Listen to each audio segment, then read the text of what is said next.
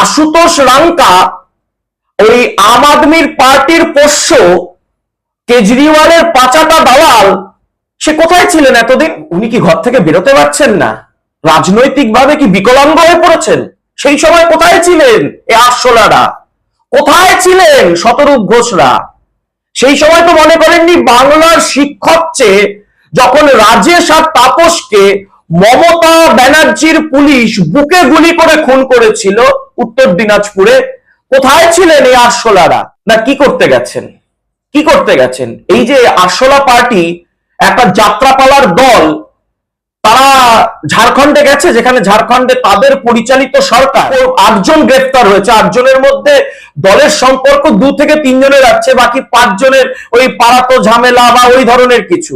কিন্তু তবুও দলের মধ্যে থেকে যারা এই খুন সংস্কৃতি এনেছে তাদেরকে 24 ঘন্টার মধ্যে শুভেন্দু অধিকারী সরকার অ্যারেস্ট করে রাজধর্ম পালন করেছে। সিজেপি আন্দোলনে যোগ দেওয়ার অপরাধে বাঁকুড়ায় এক যুবককে মারধর ও তার বাবাকে খুন করার অভিযোগের তীর বিজেপির বিরুদ্ধে।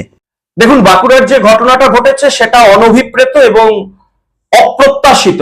এটা কোনো সভ্য সমাজে কাম্য নয়। কারণ গণতন্ত্রে বিরোধীরা প্রশ্ন করবে, সেই প্রশ্ন করার অধিকার বিরোধীদের রয়েছে এবং জবাব দেওয়ার দায়িত্ব সরকার পক্ষ বা শাসক দলের রয়েছে, যেটা বিজেপির রয়েছে। সুতরাং প্রশ্ন হবে, তারা প্রশ্ন করবে, সবটাই প্রাসঙ্গিক, কিন্তু প্রশ্নের জবাবে খুন করা এটা কমিউনিস্ট কালচার। কমিউনিস্ট স্বৈরতন্ত্রের গুণ হচ্ছে প্রশ্ন করলে, বিরোধিতা করলে খুন। এই যে বামফ্রন্ট 1977-এ রাজ্যে ক্ষমতা এসেছিল, তারপরে আপনি দেখবেন যাবতীয় রাজনৈতিক হিংসা, রাজনৈতিক হানাহানি, রাজনৈতিক বিরোধিতাকে শত্রুর জায়গায় নিয়ে যাওয়া, এটা কমিউনিস্ট কালচার। যে কালচারটাকে শিল্পের পর্যায়ে নিয়ে গেছিল তৃণমূল, এটা ভারতীয় জনতা পার্টির কালচার নয়। ভারতীয় জনতা পার্টি এই ধরনের কোন রাজনৈতিক সংস্কৃতিতে বিশ্বাস করে না।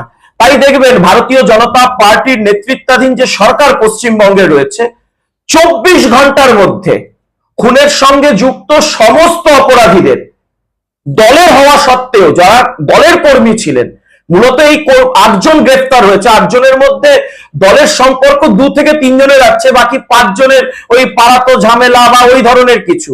কিন্তু তবুও দলের মধ্যে থেকে যারা এই খুন সংস্কৃতি এনেছে তাদেরকে 24 ঘন্টার মধ্যে শুভেন্দু অধিকারী সরকার অ্যারেস্ট করে রাজধর্ম পালন করেছে।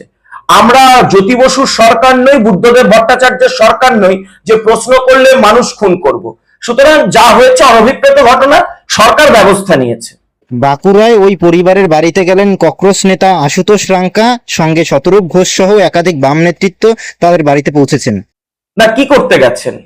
কি করতে গেছেন? এই যে আরশোলা পার্টি একটা যাত্রাপালার দল, তারা ঝাড়খণ্ডে গেছে, যেখানে ঝাড়খণ্ডে তাদের পরিচালিত সরকার, কংগ্রেস, কমিউনিস্ট এবং ঝাড়খণ্ড মুক্তি মোর্চার জোট সরকার চলছে, যারা একের পর এক প্রশ্নপত্র ফাঁস, 80 লাখ টাকায় চাকরি বিক্রি করছে। সেই চাকরি বিক্রির বিরুদ্ধে, শিক্ষা বিক্রির বিরুদ্ধে যে আন্দোলন হচ্ছে ঝাড়খণ্ডে, ছাত্রছাত্রীরা রক্ত দিয়ে আন্দোলন করছে, সেখানে এই আরশোলারা গেছে? আরশোলাদের কোথাও খুঁজে পেয়েছেন? সিপিএম এর এই তথাকথিত বিপ্লবী নেতা, তাদেরকে আপনারা কোথাও দেখতে পেয়েছেন? দেখতে পাননি। 34 বছরে সরকারি স্কুলগুলোকে শ্মশান বানিয়ে রেখেছিল, শৌচালয়ের পর্যন্ত ব্যবস্থা করেনি। 2014 সালে নরেন্দ্র মোদীর সরকার ক্ষমতায় আসার পর প্রায় আপনার 11,000 পশ্চিমবঙ্গের সরকারি স্কুলে শৌচালয় বানিয়েছে। মানে গর্বের 34 বছর। ওই শতরূপ বাবুদের দল, তারা যখন সরকারে ক্ষমতায় ছিলেন, স্কুল বানাতেন, ফ্যান লাগাতেন না। স্কুল বানাতেন কিন্তু শৌচালয় বানাতেন না। স্কুল বানাতেন কিন্তু চক, ডাস্টার, টেবিল, চেয়ার কিচ্ছু থাকতো না। সেই কাজগুলো নরেন্দ্র মোদীর সরকার করেছে। হ্যাঁ, বিচ্যুতি আছে। একটা 8 দশকের মানে ব্যবধান রয়েছে পশ্চিমবঙ্গে। 8 দশক এই অপদার্থ রাজনৈতিক দলগুলো, প্রায় 5 দশক এই তৃণমূল এবং এই সিপিএম মিলে সরকার চালিয়েছে। স্কুলগুলোকে লাটে উচ্ছন্নে তুলে দিয়েছে, লাটে তুলে দিয়েছিল। সেই সময় কোথায় ছিলেন এই আরশোলারা? কোথায় ছিলেন শতরূপ ঘোষরা? সেই সময় তো মনে করেননি বাংলার শিক্ষক চেয়ে যখন রাজেশ আর তাপসকে মমতা ব্যানার্জির পুলিশ বুকে গুলি করে খুন করেছিল উত্তর দিনাজপুরে, কোথায় ছিলেন এই আরশোলারা? কোথায় ছিলেন শতরূপ ঘোষরা? সেই সময় তো তাদেরকে খুঁজে পাওয়া যায়নি। আচ্ছা, আশুতোষ রাঙ্কা ওই আম আদমির পার্টির পোষ্য কেজরিওয়ালের পাচাটা দালাল, সে কোথায় ছিলেন এতদিন?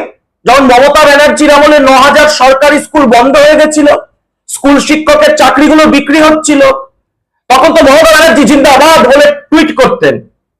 তখন তো মমতা ব্যানার্জি নাকি শিক্ষা দুর্নীতির বিরুদ্ধে আন্দোলনের মুখ এই মনে করতেন। মহুয়া মৈত্রকে মঞ্চ দিয়েছে আশুতোষ রাঙ্কা, তারা আজকে পশ্চিমবঙ্গে এসে নাটক করবেন, আর এটা সেই নাটক আমাদের সহ্য করতে হবে। বাঁকুড়ায় আক্রান্ত যুবকের সঙ্গে ফোনে কথা বললেন মমতা বন্দ্যোপাধ্যায়, পাশে থাকার বার্তা দিয়েছেন তিনি। উনি কি ঘর থেকে বেরোতে পারছেন না? রাজনৈতিকভাবে কি বিকলাঙ্গ হয়ে পড়েছেন? আমরা দেখলাম যে এমন একজন প্রাক্তন মুখ্যমন্ত্রী 15 বছর যখন ক্ষমতায় ছিলেন তখন রেড রোডের স্বাধীনতা দিবস পালন করতেন, আর ক্ষমতা থেকে চলে যেতেই মানুষ যখন তৃণমূলকে ঝেঁটিয়ে বিদায় করে দিল, মমতা ব্যানার্জি দেশের পতাকা উত্তোলন করলেন না। 15ই আগস্ট দেশের পতাকা তুললেন না, স্বাধীনতা দিবস উদযাপন করলেন না। তো এই এমন একজন নেত্রী যিনি রাজনীতিতে অপ্রাসঙ্গিক হয়ে পড়েছেন, তিনি ওই ফোন, ওই সান্ধ্যকালীন ফেসবুক লাইভ এতেই রয়েছেন। ঘর থেকে তো বেরোন, মানুষের মাঝে যান, রাস্তায় যান। ওই ঘরের মধ্যে বসে বসে ফোন করে কি লাভ আছে? কি ফোন করবেন আপনি? আপনি তো ছাত্র খুনি ছিলেন। একের পর এক ছাত্র যুবককে আপনার সরকারের যে দুর্নীতি, সেই দুর্নীতির কারণে কাউকে আত্মহত্যা করতে হয়েছে, নাহলে আপনার পুলিশ কাউকে পিটিয়ে কাউকে গুলি করে খুন করেছে। আপনি কিসের ছাত্র দরদি, শিক্ষা দরদি সাজছেন হঠাৎ? কিসের জন্য? এই নাটকগুলো বন্ধ করুন। শেষ জীবনটায় যা পাপ করেছেন 15 বছরে, সেই পাপের প্রায়শ্চিত্ত করতে হরিনাম সংকীর্তন করুন, নাটক করবেন না।